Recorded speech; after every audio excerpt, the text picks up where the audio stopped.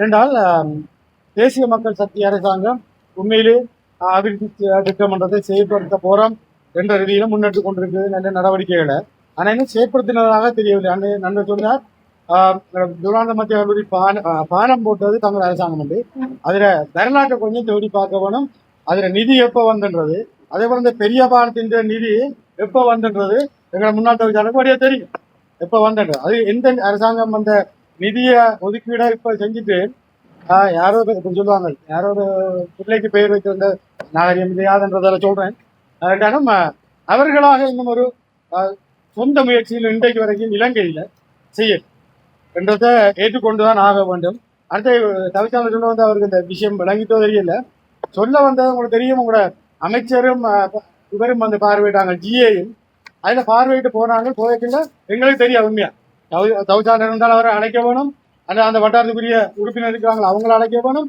ஏன்னா ஒரு அரசியல் மட்டங்கள் வரக்கூட இது அரசியல் சார்ந்த ஒரு விடயம் இல்லை, ஒரு அபிவிருத்தி மக்களுக்கு தேவையான ஒரு விடயம் என்றால் நிச்சயமாக அவங்க அழைத்திருக்க வேண்டும். அழைக்கவில்லை. ஊடகங்களுக்கு போற கருத்தாவது சரியா இருக்க வேணும். என்னென்றால் அவங்க செய்த தவறு சொல்லி வராங்க, கண்ணை சாய்ந்த மருது நின்றவும் பாலமுனை.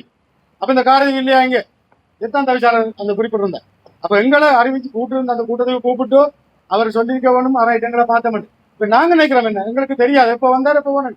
அப்ப நாங்க நினைக்கிறோம் என்ன, எங்களை காரதியை பார்க்கலையே, எங்களை காரதி ஒன்று சொல்லியிருக்கல, மாளிகைக்காரும் காரதியும் சேர்ந்துதான், அதுவும் மாவடி பள்ளி தான் நாங்க எங்களை காரதி ஒன்று சொல்லுவோம். அப்ப நீங்க காரதி ஒன்று நினைக்க வேணாம், இது காரதி பிரதேச சபை. இங்க கலைக்க நாங்க 3 பிரதேசத்தையும் மையம்.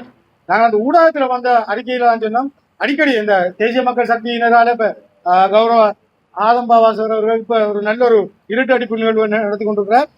காரதீவுன்றதை அவர் சொல்ல வலிக்கிட மாட்டார். இந்த பெரிய வாரத்தை கல்வி வைக்க கொள்ளையும் மாவடிப்பல் காரதீபப்பா இல்ல, நாங்கள் பிரிக்கல.